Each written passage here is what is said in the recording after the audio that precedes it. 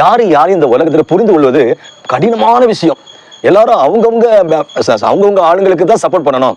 எங்க அம்மா அப்பாவுக்கு தான் நான் சப்போர்ட் பண்ணுவேன், என் ஃப்ரெண்டுக்கு தான் சப்போர்ட் பண்ணுவேன், எங்க சைடு தான் நல்லா இருக்கணும் அப்படிதான் நினைக்கிறாங்க. தவிர அந்த சுயநலத்தை விட்டு பொதுவான அந்த புது அறிவு இல்லாமலே மனுஷர்கள் இருக்கிறாங்க.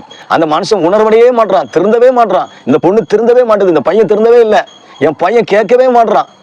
தாய் தன் பாலகனை மறந்தாலும் நான் மறைப்பேன்னு வாக்கு கொடுக்கிறார். எப்படின்னா அம்மா அப்பா கூட இந்த உலகத்துல ஒருவேளை சில ஃபீலிங்ஸ் சிலவங்க புரிஞ்சு விட முடியாது, சில பிள்ளைங்களும் அம்மா அப்பா சொல்றதை புரிஞ்சுவிட முடியாது. இப்படி நிறைய காரியங்கள் இருக்கு. ஆனா கடவுள் நம்மளை படைத்தவர் நம்ம தனிமையா அதிகாலையில எந்திரிச்சு ஜெபிக்கும் போது நம்ம உணர்வுகள் எல்லாம் அவர் புரிஞ்சுக்கிறாரு. நம்ம என்ன எண்ணறோம், நம்ம ஏக்கங்கள் எல்லாம் கடவுளுக்கு தெரியும். இந்த உலக மனுஷன் வாய் விட்டு சொன்னாதான் தெரியும். ஆனா கடவுளுக்கு நம்ம என்னது நம்ம இருதயத்துக்குள்ள அந்த விரும்புறோமோ அதை முன்னாலே தெரியும். அவர் நோக்கி பாருங்க, கேளுங்க, கேட்கிற எவனும் பெற்றுக்கொள்வான்னு சொல்லியிருக்காரு. நீங்க எந்த சிறையிருப்புல இருந்தாலும் உங்களை விடுவிக்க ஒரு தெய்வம் இருக்கிறாரு. ஆண்டவர் ரட்சிக்கரமாக இயேசு கிறிஸ்து. அவர்கிட்ட நீங்க போகும்போது எல்லா சிறையிருப்பும் மாற்றுவார். நீங்க ஒன்னும் 5000 கோடி ரூபாய் கேட்க போறது இல்ல, லட்சம் கோடி வேணும் கேட்க போறது இல்ல. சமாதானத்தை தாருங்க, சந்தோஷம் தாருங்க. நான் நல்லா இருக்கணும், என் குடும்பம் நல்லா இருக்கணும். ஆண்டவர்கிட்ட இல்லாத ஆசீர்வாதமே இல்லை, எல்லாம் அவருக்குரியது. ஹல்லேலூயா.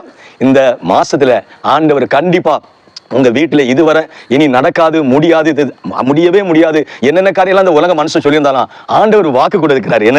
என்ன வாக்கு கொடுக்கிறாரு? சடிதிலே சிறைச்சாலையின் அஸ்திபாரங்கள் அசையும்படியாக பூமி மிகவும் அதிர்ந்து உடனே கதவுகள் எல்லாம் திறவுண்டது, எல்லோருடைய கட்டுகளும் கலந்து போயிட்டு. உங்க வாழ்க்கையில ஆசீர்வாத தடையாக கட்டுகளா இருந்த எல்லா கட்டுகளும் இயேசுவின் நாமத்தில் உடைக்கப்பட்டது. ஹல்லேலூயா. விசுவாசமா இருங்க. விசுவாசமா இல்லாமல் தேவனுக்கு பிரியமா இருப்பது கூடாத காரியம்.